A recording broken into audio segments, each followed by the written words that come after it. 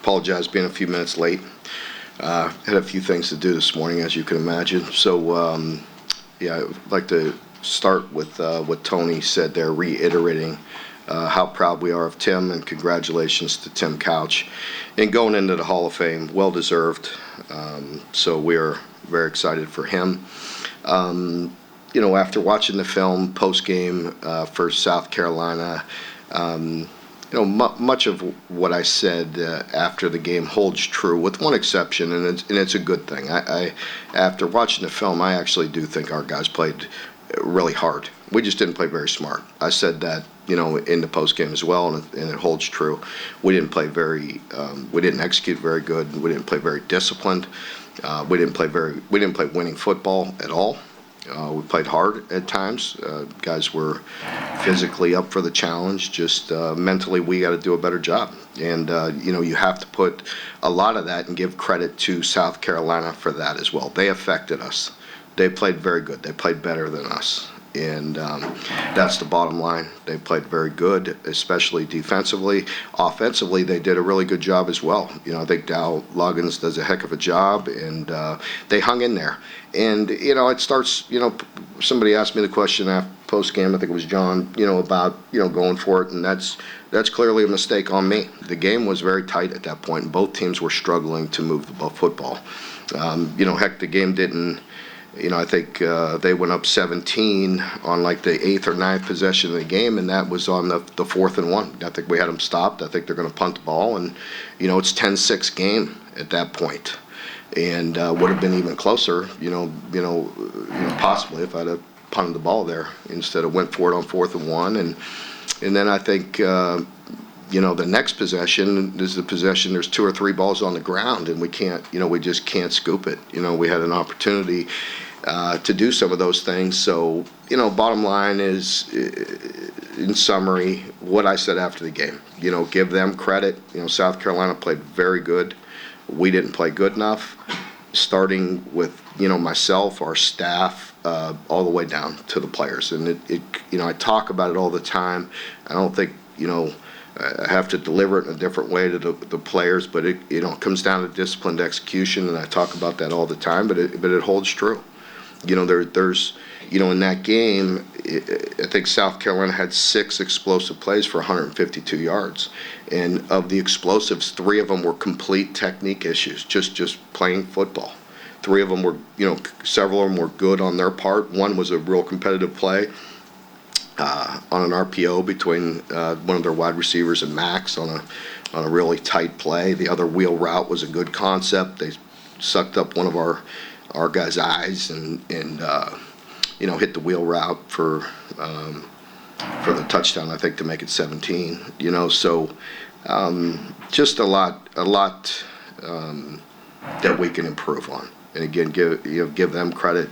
Shane Beamer and their staff did a better job than us, and they beat us. And late, it got away from us with the pick 6 and things of that nature. And offensively, clearly, we got out of rhythm. We didn't play very good, and you can't have penalty after penalty after penalty. That part of it. The execution and the undisciplined play was embarrassing, and the penalties and things of that nature just can't do it. I mean, we're still in the game and hit the big pass out to the 30 or so, and then we have another 2 more penalties after that. I mean, that's just totally unacceptable. It's unexpected, and it is what it is. So we better turn the page quickly, but we have to own that first, and that's what we're all going to do. We're going to own it, and all have to take charge of our responsibility, our job, and do it with pride. And and then we have to hone in on what we're going to do, and clearly do it better, and make sure we're putting our players in a position to be successful. We must improve, as you know. The schedule only gets harder, with playing Kirby's team, playing Georgia, and the number 1 team in the nation. And they deserve that. I guess you could flip a coin between them and Texas. They both look like they're awfully impressive. I think we get the opportunity to play 4 of the top 6 in the coming weeks, so that's a joy. But, it's a great opportunity, and I mean that. I have great respect for Kirby, Georgia, their staff.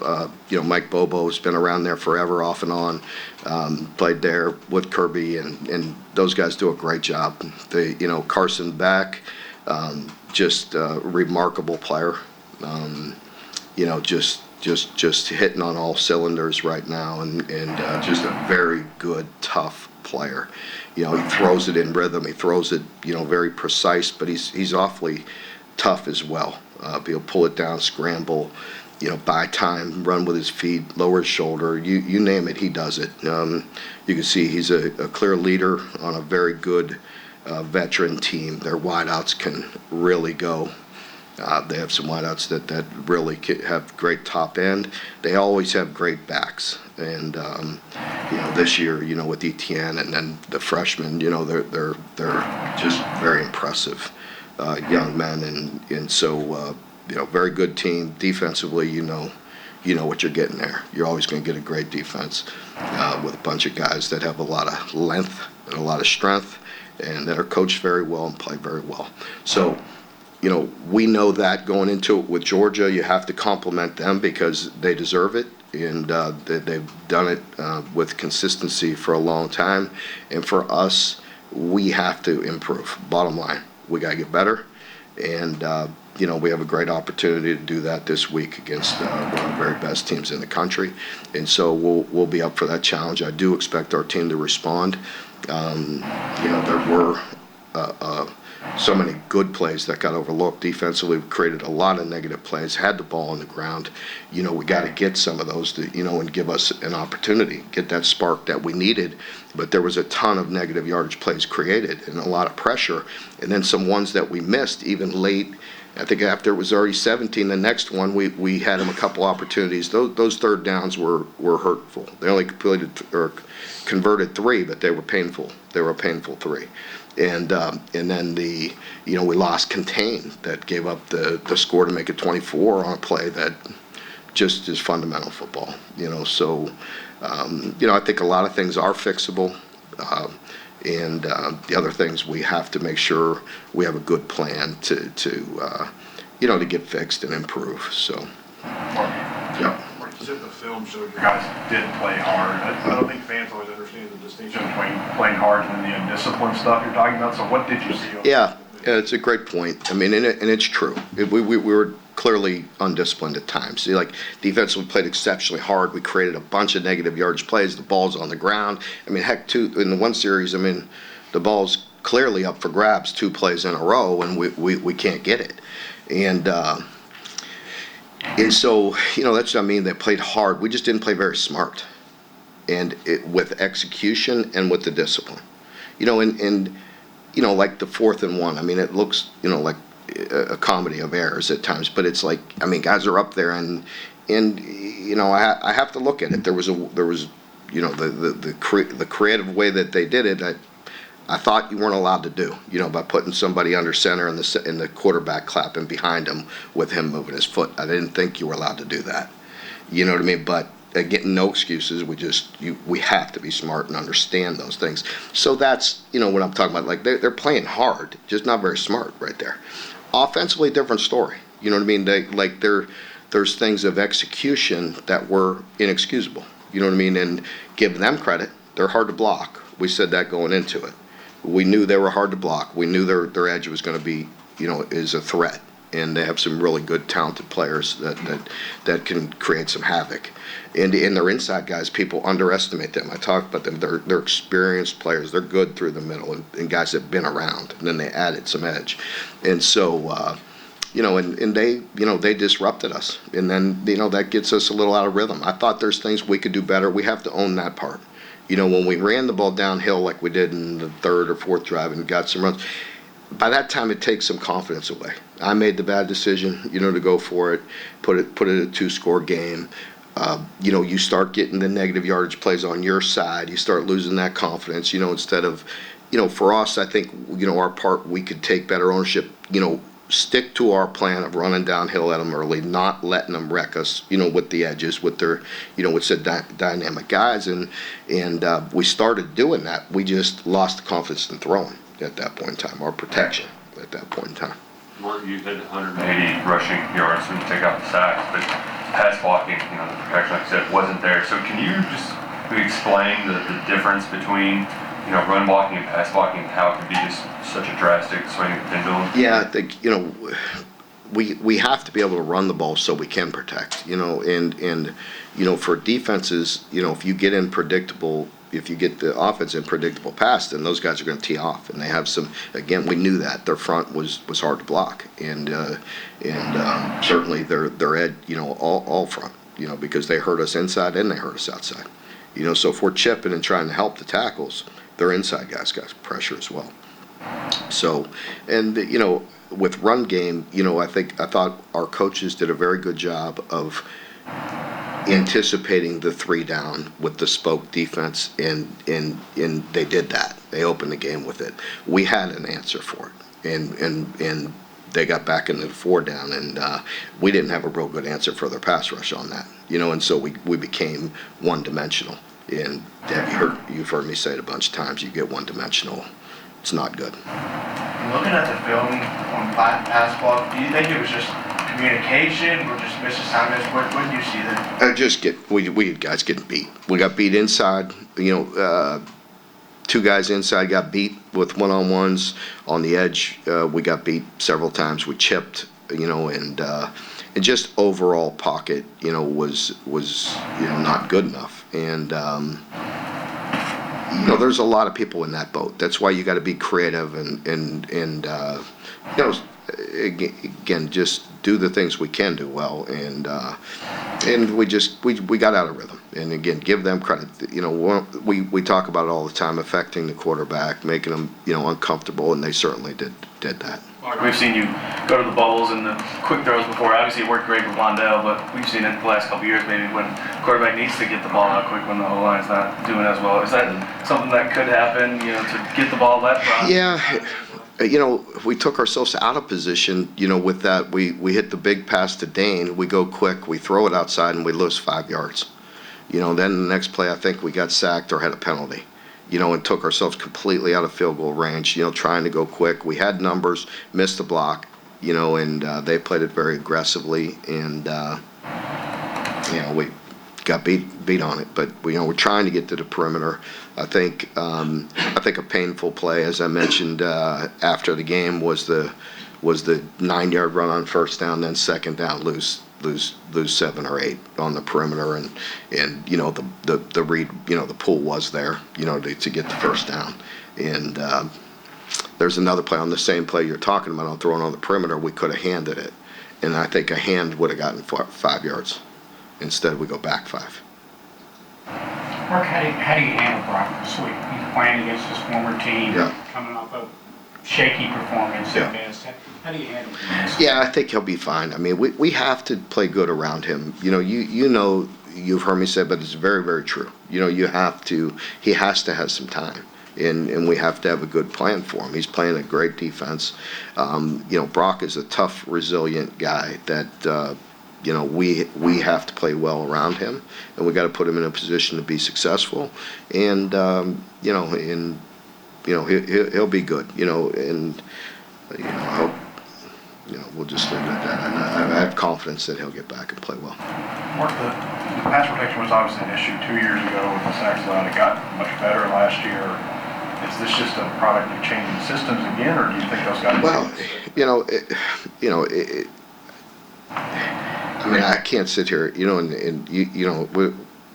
to own it. I'm going to take my bullets, you know what I mean? But yeah, the continuity is clearly not, doesn't help. In recruiting, it doesn't help with the inconsistency that we've had in the turnover, you know what I mean? So we have to settle in, we have to recruit. I have unbelievable confidence in Coach Wolf, especially the way he recruits and the way he coaches, and we just got to continue to build that up. Over 3-4 years, the attrition, it takes its toll on you. We're going back to Brock, he only threw 21 passes in those 3 seasons of Georgia. With that, when you were recruiting him out of the transfer portal, is that something you had to go back more and look at the high school film just because there was so little college film on him? I've addressed that several times already. I'm not going to second guess myself because of this game, but he, Brock, we saw him play a complete game in game one, and we saw the way he's capable of playing, and we did not have a good game on Saturday. That's not all on Brock. We didn't even give him a chance half the time. Let's be honest. You know what I mean? So you can't put that on him. Well, I was just asking, like, when you were recruiting him out of the transfer portal, was something you had to go back more to look at more high school film because of how little he played at Georgia? You of course you do. You look at all avenues. You know what I mean? You look at everything you can, and make the best decision. Did how he played against you guys last year when he came and led a touchdown drive? Did that impress you at all? Well, of course it did. As I mentioned, several times, is, when you did see him in there, you see the way he operated. You know the system that he comes from. You know it's a complicated, very good system that he's been asked to do a lot. And he when he came in, it was just very smooth, very good, and very clean. And again, he's one play away from playing in some of the most, important games of the year. You know what I mean? So I think that tells you that he's a pretty good player. Mark, you looked at completion percentage last year was really high. You all out through 2 games. Quarterback completing over 70% of the passes. What are you seeing there? What do y'all need to improve on in that aspect? Yeah, we're getting, it's just like the third downs. We had some great negative yardage plays. We mixed it up. We were getting pressure on them and getting the ball on the ground. Got the pick, but you can't have any breakdowns at all. Especially when it's just fundamentals. Sometimes they're going to beat you. It's like the 1 3rd down on 3rd and 11. We played some man and they beat us. They won the 1-on-1. And then the other 3rd and 14 that hurt us bad. Again, no excuses. I mean, we had 2 guys playing the wrong coverage because of the technology, and then that's no excuse. Just the guys that have the communication were actually playing the wrong call, the 2 inside guys. You know what I mean? So everybody else was, because they saw the sign and he heard what he heard. So, but what excuses are. Everybody has them. Looking forward to the Georgia, you talked about them always having a great run game. You haven't been able to see much of ETN this year, but you've seen him in the past. So what do you kind of got to do to stop a guy like that? Yeah, you see a very good football player. Him and Frazier. They're dynamic. And that's Georgia. They always have guys that are explosive. But ETN, I think he's just another added weapon for a very good football team that has an O-line that is very cohesive. They play very well together, and very very well coached with Stacy Searles, and they're just a good group, with Carson at quarterback and the dynamic receivers they have, and now you put the running backs in there. It's an explosive group. Well, you talked after the game quite a bit about just the lack of response from your players. Mm-hmm. It seems to be a refrain we've heard in previous years. Do you think that just resolve is difficult to kind of create and cultivate when there's so many moving parts now on teams? Yeah, I have, like I told you post-game, I mean, we've taken some tough, losses and got our butts whooped pretty bad, but, I've always had, teams have always had the resolve and the toughness and the grit and the, to fight back and get themselves up. And, I can't put that all on them. You know what I mean? After watching the film, like, we have to own our part too. We have to put them in a position to be successful.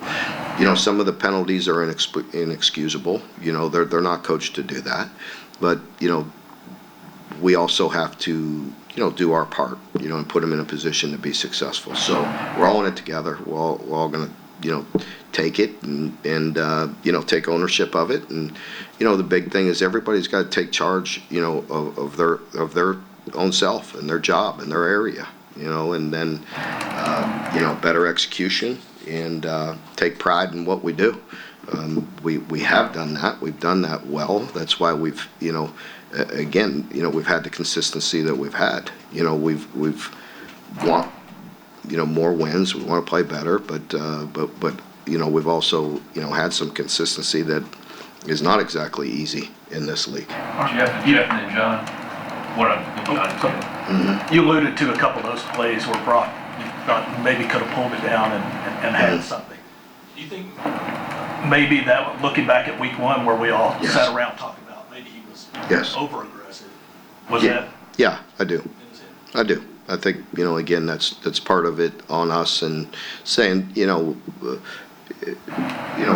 making sure he's not getting hit too much. You know what I mean? There's going to be some design quarterback runs, but also, not putting it all on him. Like that is a perfect example of in hindsight. Again, I'm not throwing Bush or anybody else. We talk about things openly. We're going to own our stuff. To me, there's no read there. You hand the ball off, or you throw it. If you want to play action, they throw it, but don't put the read in there. Don't give them that decision. Hand the ball off or throw the ball. You know what I mean? But something where we're reading it. When he was knocked around, quite a bit in that first game, and we are talking to him about, being smart and protecting himself. Now, with that being said, we knew early on we didn't want to get that ball on the perimeter. You know what I mean? And take negative yardage plays with how disruptive and getting up the field some of those guys are. After a game like this, it seems like we always ask you about leadership, so I mean, I want to ask you about leadership. How do you feel about the leadership of this team, and how important is that going to be this week? Yeah, I think it's going to be super important, and it started yesterday with guys, filtering around the office, and I had a conversation with somebody that's been a captain around here for a while, and a great guy, and Eli and I sat there and talked, and that's the first thing I asked him, like, am I missing something here? Like, what am I missing? And, I think he had the same feeling that I had, was, did not see that coming, and felt like, that we have the toughness and the grit and the pride to get things fixed. Mark, going off that a little bit, you said after the game you were pleased with the week of preparation going in, but when you guys always something evaluate, did you guys kind of learn anything about the week of preparation, or was it just a perfect storm?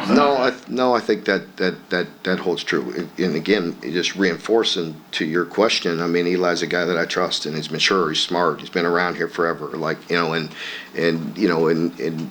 that's what he said. He's without me feeding him anything or hearing anything, I'm sure I read or said, he's like, it was a great week, and felt like everybody was really good and tuned in. You have to go out there and play, and they played better than us, and they coached better than us. And John, last one, Mark, on the leadership thing, it seems like you're handling captains different than in the past. Yeah. You don't have 7 or 8 permanent captains kind of rotating.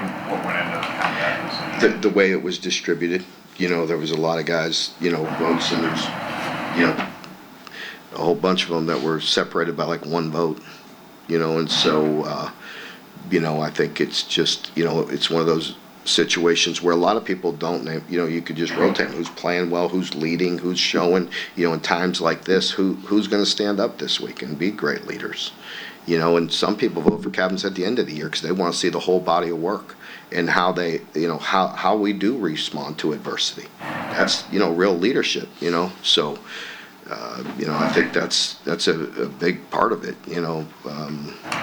Adversity will reveal a man to himself, right? Through this adversity, we'll see who responds and who owns it, and pulls their own weight and pulls some people up with them, and I feel fine about that. Again, in conversations with some guys on the team that I have great faith and confidence in. They felt the same way. I always use the 10-80-10, analogy. If there's 10% elite, 80% the middle, and 10% at the bottom. And before I said a word, guys are telling me, Coach, don't worry about it. There's no 10% pulling anybody down. You know what I mean? Like, we just have to stick to it. We have some problems. We have some areas that we knew. You know what I mean? That we've got to continue to develop and get better. And and meanwhile, we got to make sure we have a plan to help them be successful. Mark, did anybody on the offensive line play well or play well? Not really, because it was like one play maybe, but it was a big play. That's what I talk about on third down. It's like, you can't give up any of those, you know what I mean, in critical moments, in a tight game. And that's where they did a much better job than us. I think each of us only converted 3, but they're 2 of theirs I know went on the touchdowns. And but offensively, I think there's some guys that strained that did some good things, but they'd have one play or a glaring play that hurt us inside. It's not for the lack of effort all the time, and some of it is things that I preach all the time. I mean, we have to just be mentally on point 100% of the time, and that's what we have to get back to this week. Just making sure we have a game plan that they can execute and operate and hold everybody accountable to do that. Folks, thank you very much. And we'll see you tomorrow.